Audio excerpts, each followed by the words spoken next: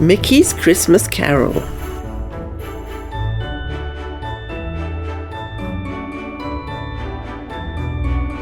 It was snowing in London, England on Christmas Eve.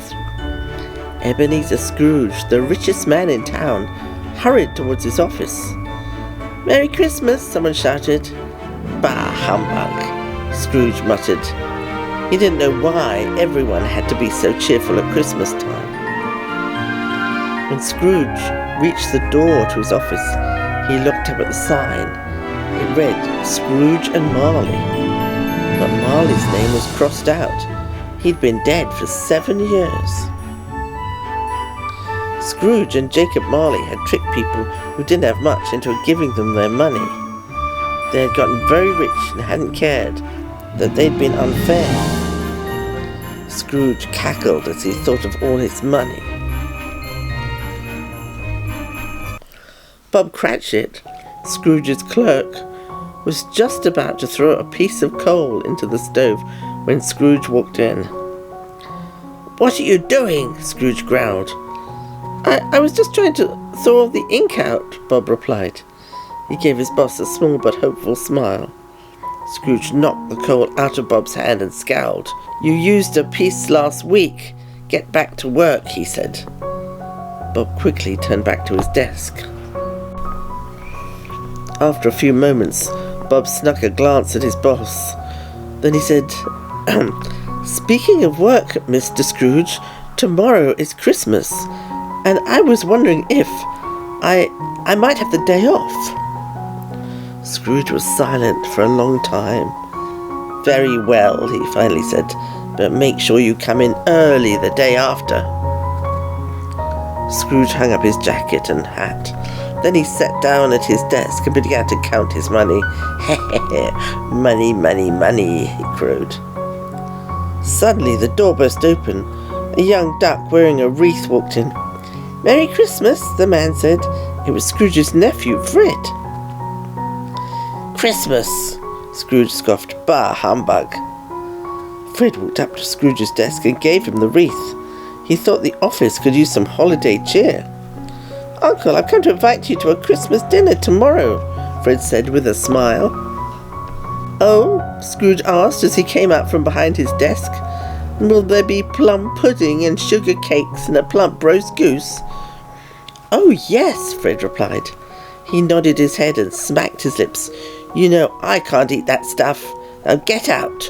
Scrooge got up and opened the door. He hung the wreath over Fred's neck and pushed his nephew out into the cold. As Scrooge walked back to his desk, the door opened again. Fred smiled and hung the wreath on the inside doorknob. Then he closed the door. Later that night, as Scrooge walked home, he had a strange feeling that he was being followed. When he reached his front door, he looked at the knocker. It was a lion's head. But as Scrooge stared at it, it began to change before his eyes. Suddenly, Scrooge was looking at the face of his old partner, Jacob Marley. "Ah!" Scrooge yelled. Scrooge hurried inside and up to his bedroom. He closed the door and climbed into his chair. He heard the sounds of clanking chains. He shivered, too afraid to move. Then a ghost appeared beside him. It was Jacob Marley. He was covered in heavy chains. "Ebenezer," the ghost wailed. He rattled his chains. "Do you know who I am?" Scrooge peered at the ghost from under his top hat. "When I was alive, I robbed from widows and took money from the poor," Jacob said. "You were a fine partner, Jacob," Scrooge said with a smile. "No," Jacob replied. "I was wrong, and now I have to carry these chains forever as punishment. The same thing will happen to you. Tonight you'll be visited by 3 spirits. If you don't listen to them, your chains will be heavier than mine." Then Jacob's ghost disappeared. Scrooge was still shaking with fear as he got ready for bed. After checking his room for more, he climbed under the covers. "Humbug," he muttered. Then he fell asleep. but it wasn't long before a noise woke him. Ding, ding, ding. His clock bell was ringing. Scrooge opened his eyes to find a little cricket in a top hat on his bedside table. "I am the ghost of Christmas past," the cricket said. "We're going to pay your past a visit tonight." The ghost went to the window and pushed it open. "Just hold on," the ghost said as he hopped into Scrooge's hand. Scrooge did as the cricket said, and then they flew out into the darkness. The city passed slowly beneath them as they flew high above snow-covered rooftops. The first stop Scrooge and the Ghost of Christmas Past made was at a little shop. A party was taking place inside. Scrooge looked through the window. "It's all Fezziwigs!" he exclaimed. He saw his old boss and many of his dearest friends laughing and dancing inside. Then he saw Isabel, the girl he had once loved. She was dancing with a young duck.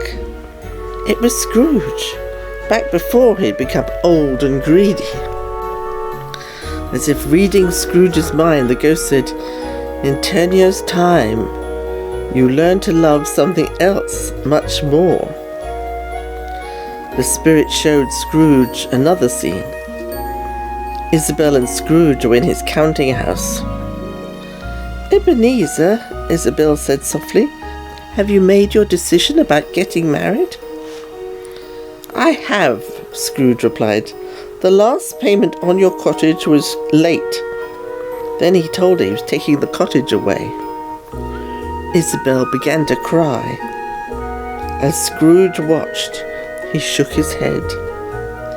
"Remember, Scrooge," the ghost said, "you made these memories." Scrooge found himself back in his bed again. Then he heard a loud voice say, "I am the ghost of Christmas present." Scrooge looked up and saw a giant. The giant lifted him up and carried him out into the night. He brought Scrooge to a shabby little house. Through the window, Scrooge saw Bob Cratchett and his family.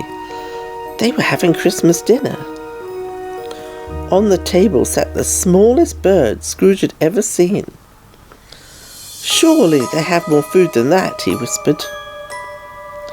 Then a smaller boy hobbled into the room on a crutch. His name was Tiny Tim. Tiny Tim looked at the meal on the table. "We must thank Mr. Scrooge," he exclaimed. Scrooge turned around to ask about Tiny Tim, but the ghost was gone. He was all alone in a graveyard. Suddenly, he saw a dark figure. Are you the ghost of Christmas future?" Scrooge asked. The ghost was silent. He pointed to a gravestone. Scrooge saw the Cratchett family without Tiny Tim. They were near his grave, crying. The spirit pointed to an empty pit. "Whose lonely grave is this?" Scrooge asked. Then he realized it was his. "I can change!" Scrooge cried. "Let me change!" Suddenly, Scrooge was in his bed again. He ran to the window and looked outside. The sun was shining. The streets were covered with snow. Christmas bells were ringing. "It's Christmas morning!" he cried. "The spirits have given me another chance." He pulled on his hat and coat, ran outside. "Merry Christmas!" he called to everyone he passed. He saw his nephew Fred on the street. "I'm looking forward to that wonderful meal of yours," he called as he ran by. Bob Cratchett heard a loud knock at his front door. He opened it to find Mr. Scrooge on the step, holding a large bag. Scrooge dumped the sack on the floor. Dozens of toys fell out. Scrooge smiled as the children rushed forward happily. "Bob Cratchett," Scrooge said, "I'm giving you a raise and making you my partner." Then he handed a large turkey to Mr. Cratchett. "Merry Christmas," he said happily. "Merry Christmas to us all," said Tiny Tim.